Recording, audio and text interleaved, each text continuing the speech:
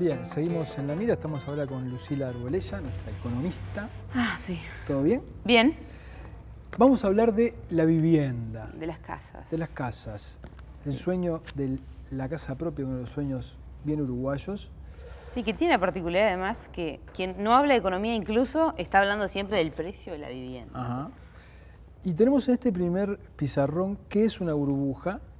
Y una cosa a tener en cuenta es que la burbuja inmobiliaria, los créditos para la compra de viviendas, estuvieron en la génesis de la crisis de Estados Unidos, de la subprime, y luego de la crisis que vivió España.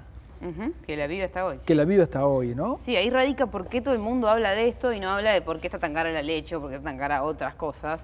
Y es justamente eso, por el miedo de lo que representa la burbuja inmobiliaria como el factor que da comienzo a lo que es las crisis posteriores que tuvieron Estados Unidos y España, por ejemplo. ¿Qué es una burbuja? Entonces, antes de eso vamos a explicar un poco qué es una burbuja. Una burbuja es una suba fuerte y precipitada sobre los demás precios de la economía. Es cuando un activo o varios activos, porque puede ser de varios, tiene un movimiento, una suba desmesurada por encima de todos los demás y que además está acompañada generalmente por una especulación fuerte, como que hay una euforia de esto va a seguir siguiendo, entonces la gente sigue comprando, entonces genera como esa profecía autocumplida de que los precios suben. En el caso de las casas, la burbuja inmobiliaria tiene que ver con eso. Exacto, el aumento desmedido está sobre las propiedades, aunque haya inflación, por ejemplo, está el aumento de precios y se ve que el aumento de propiedades va por encima de lo demás.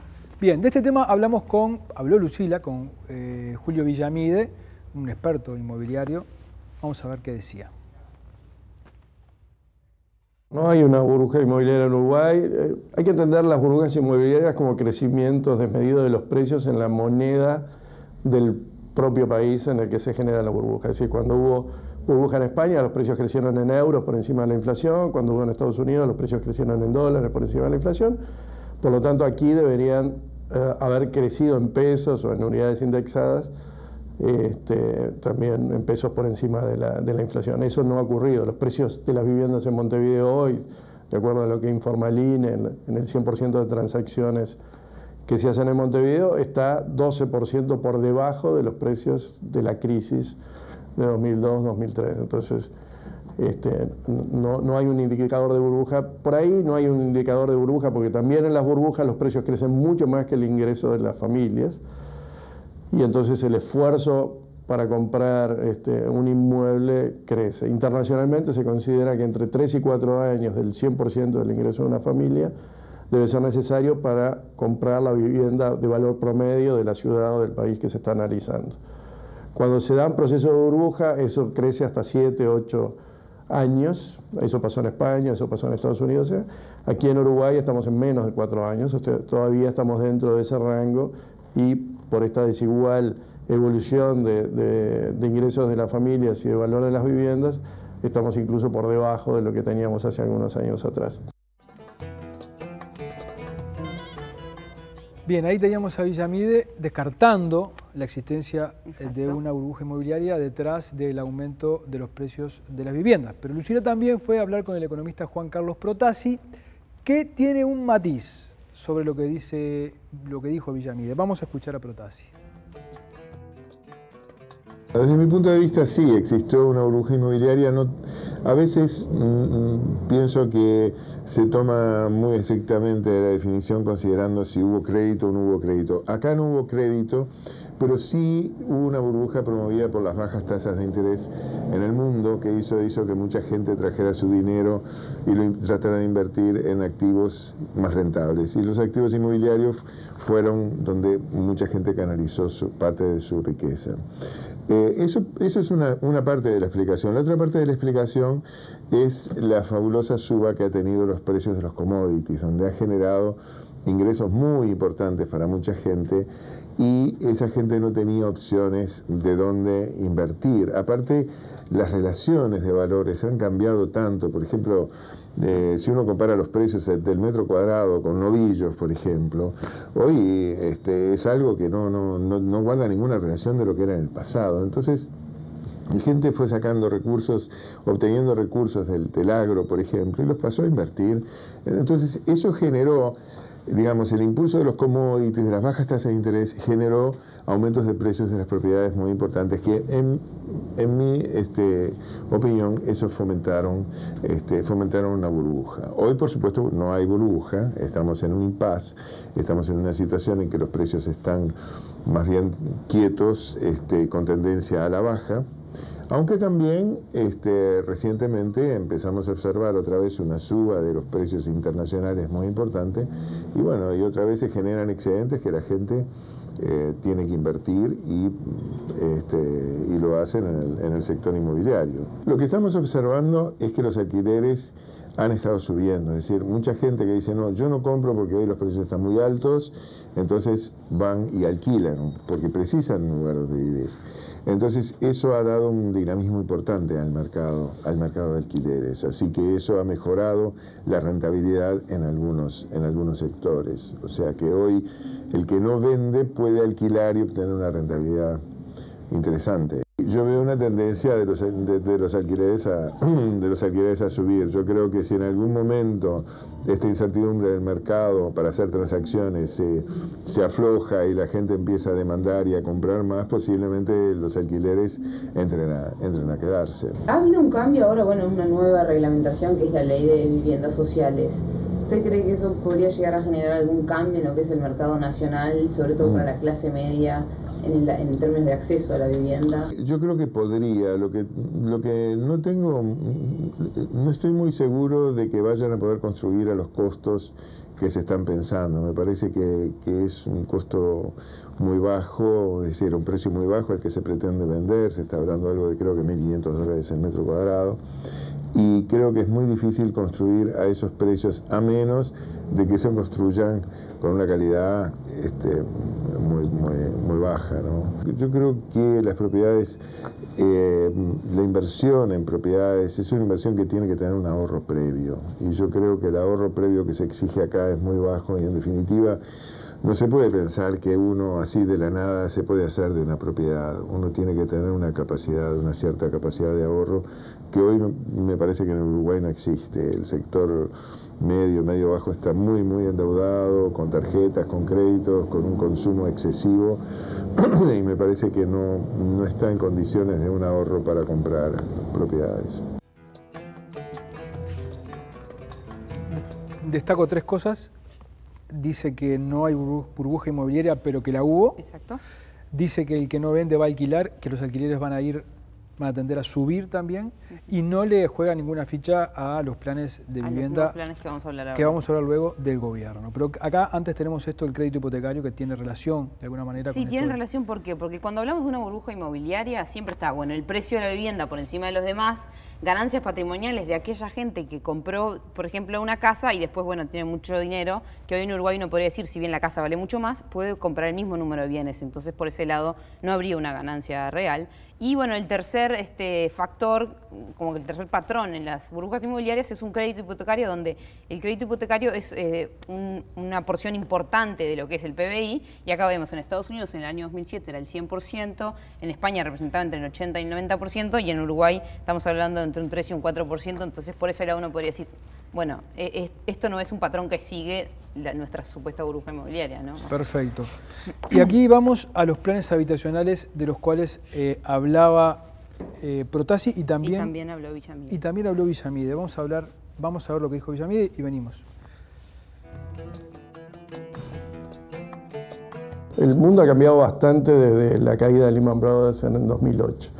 Es decir, hoy en el mundo hay mucha más gente dispuesta a tener sus ahorros en ladrillos y no en el sistema financiero. ¿Por qué? Bueno, han tenido dificultades para recuperar su dinero o lo han perdido directamente, entonces la gente prefiere la seguridad de la inversión inmobiliaria. Eso es muy peligroso porque hace que haya mucho más dinero volcado al mercado inmobiliario y si además se vuelca muy segmentado hacia un pequeño sector de la demanda, si uno tiene el 80% de la oferta dedicado al 20% de la demanda, tiene problemas. Por dos lados, porque al 80% restante de la demanda no lo está atendiendo nadie o lo está subatendiendo con un 20% de la oferta, y acá va a generar sobrestock. Y este 20% de la demanda, que está en la costa de Montevideo, en los barrios costeros, bueno, fueron recibiendo durante todos estos años el 80% de la producción de nuevas viviendas. Precisamente por eso, desde la Asociación de Promotores, previendo, porque ya vimos el final de esta película y sabemos que es muy negativa para el sector y para la economía, intentamos incorporar un elemento nuevo que, a través de políticas de premios y castigos tributarios, no prohibiera construir en la costa, porque si alguien quiere construir allí, lo puede seguir haciendo, pero generarle oportunidades de inversión y de negocios similares en otras áreas de la ciudad y destinado a otros sectores de la demanda. Los planes de vivienda del gobierno, en algún momento Mujica dijo que el Plan Juntos era su buque insignia y bueno, como decía ahí Villamil, el intento es sacar a la gente que está comprando en la costa y permitir comprar en las zonas periféricas. Sí, ese es el nuevo plan, digamos. Ajá. Porque el Plan Juntos nace en mayo del 2010, apenas entra el nuevo gobierno, como un decreto para bueno, paliar la emergencia habitacional que había por una extrema pobreza de que sin vivienda, entonces haciendo foco en esto, pero con algo muy puntual que era una importancia en el voluntariado y la construcción participativa y solidaria que termina en básicamente la nada. El año pasado creo que se recaudaron, fue $500.000, dentro del cual, por ejemplo, el 70% del sueldo del presidente iba para ahí. Bueno, un sueño anárquico del presidente que no resultó. Sí, hay quienes dicen yo en realidad pago impuestos para ello, no es que además tengo que ir a construir, pero bueno. Entonces, el nuevo cambio que además pasa de un modelo de mucho voluntariado de esto, ¿no? Decíamos antes, de la participación solidaria de la sociedad y de los entes del Estado, a un modelo mucho más enfocado en el privado, poniendo su dinero y generando un marco normativo que motive la inversión, básicamente, con 3 ideas que esto lo plantea Villamil y lo explica un poco más también en el video, y que es, bueno, atender a un sector de clase media que además tenía una fuerte presión de los precios de los alquileres que estaban subiendo, trasladar este dinero de la franja costera, digamos, no necesariamente castigar a la franja costera, sino que motivar también la construcción de viviendas que sean para ingresos medios e ingresos bajos. Esas van a ser las que van a tener incentivos fiscales. Y bueno, después regularizar asentamientos y otro tipo de viviendas. De situaciones, porque acá lo que tenemos en el mercado es justamente propietarios 55%, inquilinos 25%, asentamientos entre un 15 y un 20%. Si lo sumamos, en la medida que los asentamientos uno es el dueño, porque lo ocupó, pero casi un 75% ha cumplido el sueño de la casa propia, ¿no? Bueno, sí, cada uno ve el vaso como quiere. Pero de alguna manera es así, ¿no? Bueno, pero que capaz que le pagó lo siente distinto a no sé, sí, hay que ver, ¿no? Pero está bien. El punto es que, bueno, la ley enfoca en esto, ¿no? En esta nueva ley, en que, bueno, que esta persona tenga menos presión en el costo de los alquileres y que esta persona, bueno, regularice su situación, en realidad. Y así es un poco cómo se distribuye hoy el mercado. Sí. Y bueno, y llegamos al tema de los alquileres, del cual hablaba Protasi. Claramente, el promedio del precio se ha ido...